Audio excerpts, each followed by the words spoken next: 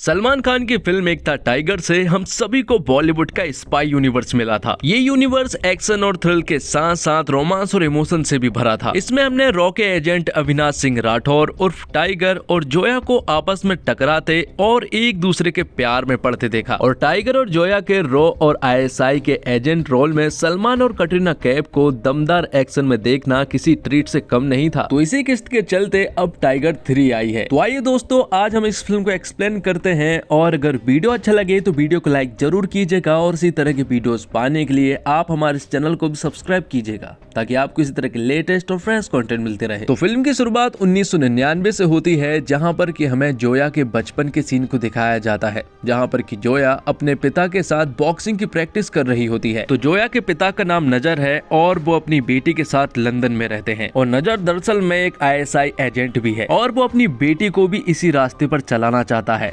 लेकिन एक दिन अचानक से उसकी कार ब्लास्ट हो जाती है और यहाँ पर जोया के पिता नजर मारे जाते हैं। तो अपने पिता के गुजर जाने के बाद जोया की मुलाकात होती है आतिश रहमान से, और वो भी एक आईएसआई का एजेंट है। जिसके बाद आतिश रहमान ने ही जोया को ट्रेंड किया और आगे चलकर वही उसका मेंटर और परिवार बना। जिसके बाद कहानी प्रेजेंट में आ जाती है, जहाँ पर कि आज के वक्त में रॉ की चीफ मैथिली मेनन को दिखाया जाता है, जो कि टाइगर के पास कॉल करती है और उसे गोपी के बारे में बताती है। वो उसे बताती है कि गोपी पिछले कुछ दिनों से गायब है। वो बताती है कि गोपी पिछले 2 सालों से हमारे लिए तालिबान के मूवमेंट्स के ऊपर नजर रख रहा था, लेकिन कुछ दिनों से उसका कोई भी अता पता नहीं है। इसलिए उसे बचाने का जिम्मा जो है वो टाइगर को सौंपा जाता है और इस मिशन का नाम मिशन टाइम पास रखा जाता है। तो टाइगर को गोपी की लोकेशन मिल चुकी थी। जैसे ही टाइगर को गोपी की लोकेशन मिलती है, वो तुरंत ही वहाँ पर पहुँच जाता है, जहाँ पर कि वो लोग गोपी को बुरी तरह से मार रहे थे। लेकिन सही वक्त पर टाइगर आ गया, क्योंकि वो लोग गोपी को जान से मारने वाले थे। तो टाइगर यहाँ पर गोपी को उनके चंगुल से छुड़ा लेता है और अपनी बाइक से उसे अपने साथ ले जाने लगता है। और गोपी यहाँ पर बहुत ज्यादा जख्मी हो गया था, इसी वजह से उसे साथ में रखना ठीक नहीं था। इसलिए टाइगर जो है वो गोपी को अपने एक चॉपर में बिठा देता है ताकि वो वहां पर सेफ रहे। और यहाँ से टाइगर अपनी बाइक से ऊपर वाली जगह पर जाने लगता है, क्योंकि वहीं पर वो चॉपर आने वाला था। लेकिन तालिबानियों ने टाइगर के ऊपर जाने वाले सारे रास्तों को ब्लास्ट कर दिए थे, जिस वजह से टाइगर अब ऊपर तो नहीं जा सकता था। लेकिन यहाँ पर टाइगर बड़े ही बहादुरी से अपनी बाइक को फुल रफ्तार से ऊपर की तरफ ले जाता है और वहां से जंप लगा देता है अपनी चॉपर की तरफ। और यहाँ पर टाइगर सेफली बच भी जाता है। अब जब टाइगर अपने चॉपर में था, तो यहाँ पर गोपी जो है वो टाइगर को कुछ रहस्य बताता है। वो बताता है कि पाकिस्तान जो है वो कुछ बड़ा करने की प्लानिंग में है। मैं उन्हीं के मूवमेंट को कैप्चर कर रहा था। और साथ ही वो ये भी बताता है कि हम में से ही कोई एक डबल एजेंट भी है। दरअसल में उसका सीधा इशारा जो है वो जोया की तरफ था। और ये बात जब टाइगर सुनता है तो उसे बहुत बुरा लगता है। जिसके बाद टाइगर अपने घर जाता है और जोया और अपने बेटे जूनियर से मिलता है। टाइगर अपनी फैमिली से बहुत ज्यादा प्यार करता है और वो बहुत ज्यादा खुश भी था। लेकिन जब गोपी के मुंह से उसने ये सारी बात सुनी, तो कहीं ना कहीं जोया उसके शक के दायरे में आ चुकी थी। तो टाइगर जो है वो अब जोया के ऊपर निगरानी करने लगा था, क्योंकि उसे भी अब शक है कि कहीं ना कहीं जोया ही वो डबल एजेंट है। जिसके बाद टाइगर के पास मैथिली मेनन का कॉल आता है और वो यहाँ पर जिब्रान नाम के एक आदमी के बारे में जिक्र करती है। वो बताती है कि जिब्रान हमें गोपी के थ्रू पाकिस्तान के कुछ सीक्रेट इन्फॉर्मेशन देने वाला था, लेकिन गोपी के जाने के बाद अब वो एक्सपोज हो गया। और अब कहीं ना कहीं ये डर है कि अब जिब्रान की जान खतरे में है। इसलिए मिशन ये है कि अब तुम्हें जिब्रान को बचाना है और उससे वो सीक्रेट इन्फॉर्मेशन पता करनी है जो कि वो गोपी को बताने वाला था। जिसके बाद टाइगर रसिया पहुंच जाता है, क्योंकि जिब्रान जो है वो रसिया में ही था। जब यहाँ पर टाइगर जिब्रान का पीछा कर रहा था, तो वो देखता है कि उसके पीछे और भी लोग लगे हुए हैं। जिसके बाद टाइगर जो है वो जिब्रान को प्रोटेक्ट करने लगता है। और तभी यहाँ पर बाइक से एक बंदा आता है और वो इनके ऊपर फायरिंग करना शुरू कर देता है। लेकिन आखिर में टाइगर ने उसे मजा चखा दिया था और आखिर में हमें मालूम चलता है कि वो कोई और नहीं बल्कि जोया ही थी। तो जिब्रान को अपने लोगों के हवाले करने के बाद टाइगर जो है वो जोया के पास आता है और उसे बहुत बुरा लगा था, क्योंकि वो डबल एजेंट जोया ही निकली। जिसके बाद टाइगर जो है वो जोया के माथे पर गन रख देता है और उससे कहता है कि मरता हुआ इंसान कभी भी झूठ नहीं बोलता और जब यहाँ पर जोया उससे बोलने ही वाली थी कि तभी अचानक से पीछे से टाइगर के ऊपर हमला हो जाता है और उसे बेहोश कर दिया जाता है। तो जब टाइगर की आंखें खुलती है तो वो खुद को बंधा हुआ पाता है और उसके सामने स्क्रीन पर आतिश रहमान था। आतिश रहमान जब स्क्रीन पर आता है तो टाइगर उसे पहचान लेता है और यहाँ पर हमें मालूम चलता है कि दोनों एक दूसरे को पहले से ही जानते हैं। तो आतिश यहाँ पर टाइगर को 2011 की एक घटना याद करवाता है। वो बताता है कि 2011 में लंदन में भारत और पाकिस्तान के बीच एक पीस समिट होने वाली थी और वहीं पर आतिश इंडिया के चीफ को मरवाना चाहता था और ये काम उसने जोया को दिया था, लेकिन जोया ने साफ मना कर दिया था कि वो पाकिस्तान की एजेंट है, ना कि तुम्हारी। और जोया ने भी उससे मना कर दिया था कि उसे ये काम नहीं करना चाहिए, लेकिन आतिश तो ये करना ही चाहता था। इसलिए वो अपनी बीवी जो कि प्रेग्नेंट थी वो ये काम करने के लिए रेडी हो जाती है, लेकिन जोया बिल्कुल भी नहीं चाहती थी, इसलिए उसने ये खबर रॉ को देती थी। और यहाँ पर जब रॉ को ये खबर मिली तो टाइगर ने चीफ को बचा लिया था और यहाँ पर आतिश की वाइफ को मार भी दिया था। तो चीफ को मारने की साजिश में आतिश जो है वो रंगे हाथ पकड़ा गया था, इसलिए पाकिस्तान सरकार जो है वो उसका कोर्ट मार्शल कर देती है। तो अब कहानी प्रेजेंट में आ जाती है जहाँ पर कि आतिश अपनी वाइफ और अपने बच्चे का बदला लेना चाहता है। इसलिए यहाँ पर आतिश ने जूनियर को किडनैप कर लिया था और उसे एक ऐसा इंजेक्शन दे दिया था कि हर 24 घंटे में उसे वो इंजेक्शन देना होगा, वरना जूनियर मारा जाएगा। अगर वो चाहते हैं कि ये इंजेक्शन उसे ना देना पड़े तो उसे उनका एक काम करना होगा। तो जोया और टाइगर तुरंत ही ये काम करने के लिए रेडी हो जाते हैं क्योंकि उनके पास कोई और रास्ता नहीं था, इसलिए वो आतिश का काम करने के लिए मान जाते हैं। यहाँ से वो तुरंत ही तुर्की के लिए निकलते हैं जहाँ पर कि उन्हें एक ब्रीफकेस चुराना था और ये काम टाइगर और जोया दोनों ही नहीं कर सकते थे, इसलिए उन्हें एक टीम की जरूरत थी। इसलिए टाइगर तुरंत ही इंडिया कॉल करता है और अपने रॉ के कुछ एजेंट्स को तुर्की बुला लेता है। टाइगर उन्होंने पहले ही समझा दिया था कि ये काम बिल्कुल इलीगल है,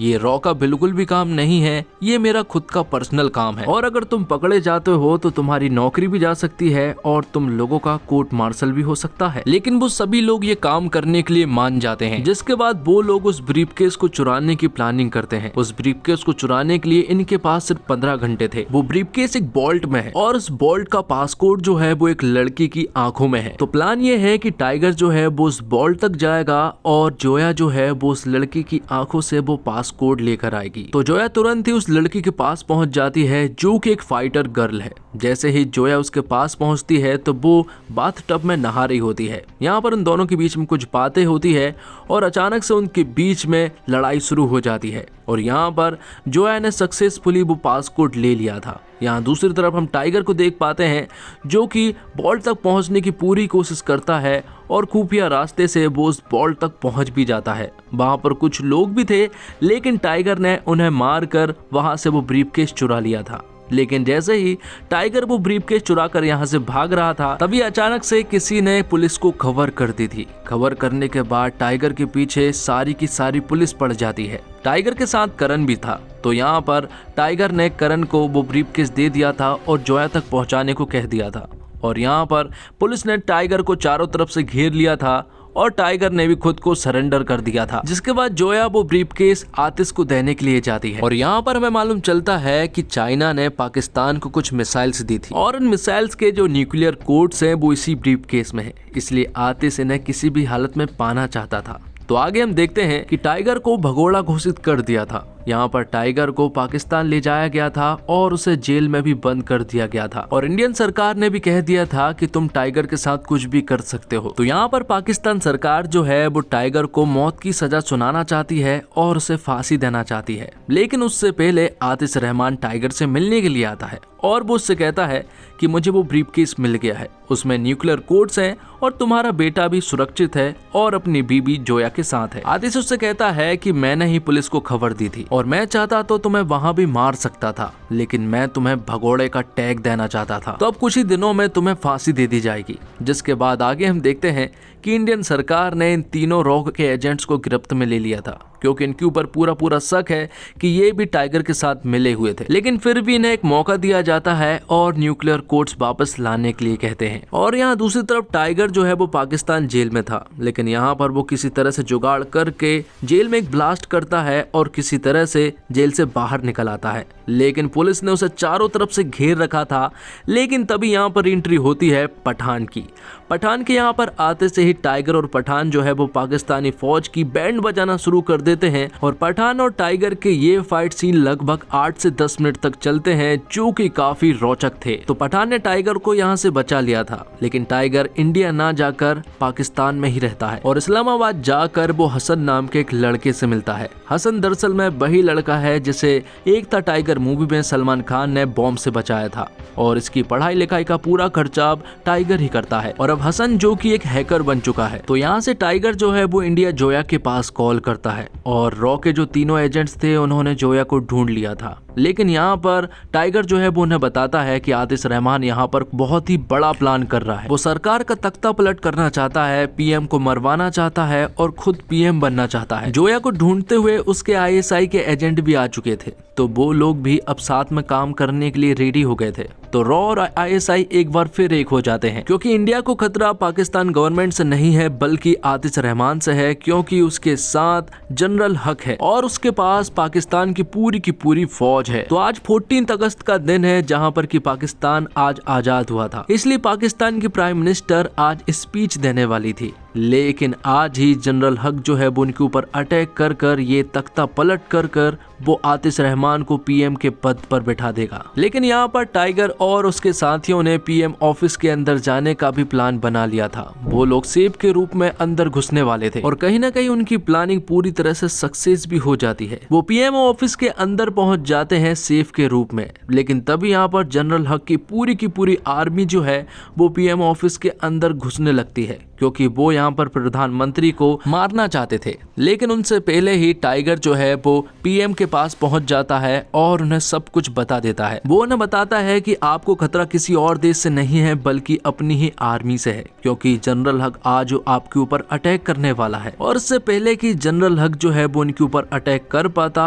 उससे पहले ही टाइगर ने उन्हें पीएम ऑफिस के ही एक खुफिया बनकर में ले जा लेता है, जहाँ पर कि जोया उनके साथ जाती है। और जब वो लोग जा ही रहे थे कि तभी रास्ते में जनरल हक के ढेर सारे फौजियों ने उन्हें घेर लिया था, लेकिन जोया और उसके कुछ एजेंट्स ने यहाँ पर उन्हें मजा चखा दिया था और उन्हें बुरी तरह से मार दिया था। यहाँ दूसरी तरफ टाइगर के ऊपर भी बहुत सारे फौजियों ने हमला कर दिया था, लेकिन धीरे धीरे कर टाइगर और उनके साथियों ने सभी लोगों को मार गिराया था। अब थोड़ी ही देर के बाद यहाँ पर आतिश रहमान की एंट्री हो जाती है और यहाँ पर पहुंचने के बाद उसे सब कुछ पता चल भी जाता है, क्योंकि टाइगर के साथ ही एक आदमी है जो कि डबल एजेंट का काम कर रहा है और वो दरअसल में आईएसआई का एजेंट है जिसका नाम जावेद है।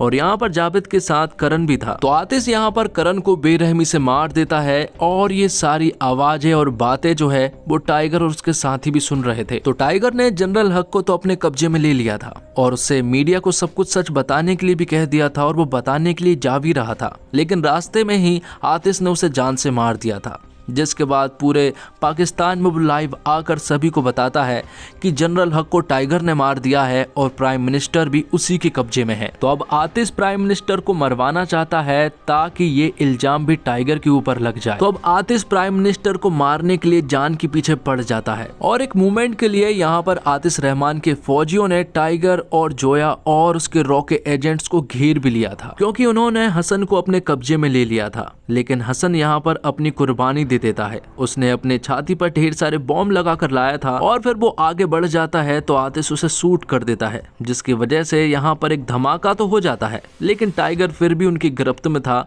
लेकिन जोया यहाँ से भाग चुकी थी। तो आतिश को मालूम है कि प्राइम मिनिस्टर बनकर में मौजूद है, इसलिए वो टाइगर को अपने साथ ले जाने लगता है अपनी फौजियों के साथ। लेकिन वो जब बनकर में पहुंचते हैं तो उन्हें वहां पर प्राइम मिनिस्टर नहीं मिलती है और हमें मालूम चलता है कि दरअसल में टाइगर ने जोया से कह दिया था कि वो प्राइम मिनिस्टर को बनकर से निकाल दे। और यहाँ पर टाइगर जब बनकर में पहुंचा तो उसने उसके फौजियों को मारकर बनकर को बंद कर दिया था, जिसके बाद टाइगर और यहाँ पर आतिश के बीच में 1-to-1 फाइट होती है। दरअसल में टाइगर की प्लानिंग ये थी कि वो आतिश को इस बनकर में उलझा कर रखेगा और वहाँ जोया प्राइम मिनिस्टर से स्पीच दिलवा कर पूरे देश को बता देगी कि सच क्या है। तो होता ऐसा ही है, टाइगर आतिश को यहाँ पर उलझा कर रखता है और उनके बीच में एक तगड़ी फाइट होती है। दोनों ही एक दूसरे के ऊपर भारी पड़ रहे थे, लेकिन आखिर में टाइगर आतिश को मार देता है और वहां पर स्पीच भी पूरी तरह से सक्सेसफुल हो जाती है। तो पूरे देश को मालूम चल जाता है कि इन सब के पीछे टाइगर का हाथ नहीं बल्कि आतिश रहमान का हाथ था। तो टाइगर और उसके रॉ के एजेंट्स का ये मिशन पूरी तरह से सक्सेसफुल हो जाता है। उन रॉ एजेंट्स के ऊपर भी लगे सारे चार्जेस भी हटा दिए जाते हैं और अब टाइगर अपनी पुरानी जिंदगी में वापस आ जाता है, जहां पर कि वो अपनी फैमिली के साथ बहुत खुश था। लेकिन तभी यहाँ पर टाइगर के पास मैथिली मेनन का कॉल आता है। वो कहती है कि अगर टाइगर की जरूरत पड़ी तो वो क्या आ सकता है, जिस पर कि टाइगर उससे कहता है कि जब भी भारत को मेरी जरूरत पड़ेगी वो हमेशा रेडी रहेगा। तो दोस्तों, निर्देशक मनीष शर्मा फिल्म की शुरुआत इस वाई यूनिवर्स को सार्थक करने वाले धमाकेदार फाइट सीक्वेंस से शुरू करती है और लगता है कि यह फर्राटे से दौड़ेगी, मगर फर्स्ट हाफ फिल्म में थोड़ा सा सुस्तपन नजर आता है।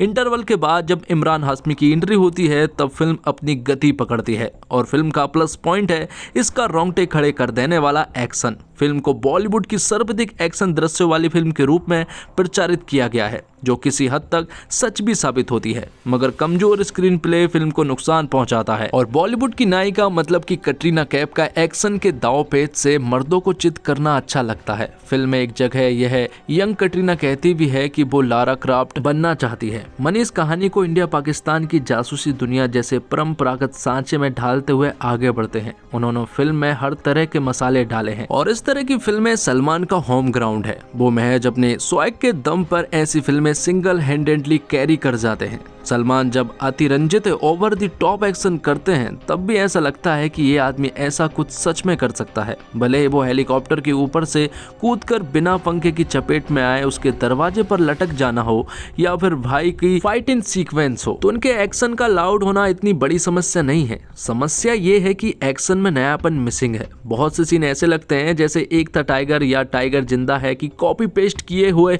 मसाले देख रहे हैं। और फिल्म की एक दिलचस्प बात ये भी है कि इसका विलन पाकिस्तान नहीं है बल्कि पाकिस्तानी है। टाइगर किसी देश के खिलाफ नहीं बल्कि एक इंडिविजुअल के खिलाफ लड़ रहा है। और टाइगर 3 की सबसे अच्छी बात ये भी है कि ये फिल्म जोया के किरदार को पूरा स्पेस देती है। कहीं कहीं तो सलमान से भी ज्यादा कटरीना ने तमाम एक्शन सीन्स निभाए भी उम्दा ढंग से हैं। वो कन्विंसिंग लगती है और कुछ कुछ फ्रेम्स में बेहद स्टाइलिंग भी। इस फिल्म में सबसे अच्छा ज्यादा किसी को फायदा होगा तो वो है कटरीना कैफ का। इमरान हाशमी के निभाए किरदार आतिश रहमान को मैं ठीक ठाक कहूँगा, बस वो अच्छे एक्टर हैं और उनका सपोर्ट काफ़ी अच्छा है। उनका पार्ट उन्होंने अच्छे ढंग से निभाया भी है। बस टाइगर के आगे एक दमदार विलन बनने से वो थोड़ा चूक गए हैं और ये कमी सिर्फ इस फिल्म की नहीं बल्कि पूरे वाईआरएफ स्पाई यूनिवर्स की है। उन्हें अपने फिल्मों के विलन तगड़े करने ही होंगे, तभी तो हीरो हीरो जैसा लगेगा। जोकर पावरफुल होगा तभी तो बैटमैन की पावर उभर कर सामने आएगी। और इसी के साथ ये एक्सप्लेनेशन यहीं पर खत्म होता है। तो दोस्तों, उम्मीद करता हूँ आपको वीडियो पसंद आई होगी। वीडियो पसंद आई हो तो वीडियो को लाइक जरूर कीजिएगा और इसी तरह की वीडियोस पाने के लिए आप हमारे इस चैनल को भी सब्सक्राइब कीजिएगा ताकि आपको इसी तरह के लेटेस्ट और फ्रेश कंटेंट मिलते रहे। मिलते हैं एक और कमाल की वीडियो के साथ, तब तक के लिए आप हमारे चैनल के साथ बने रहिए। धन्यवाद। जय हिंद, जय भारत, जय श्री राम।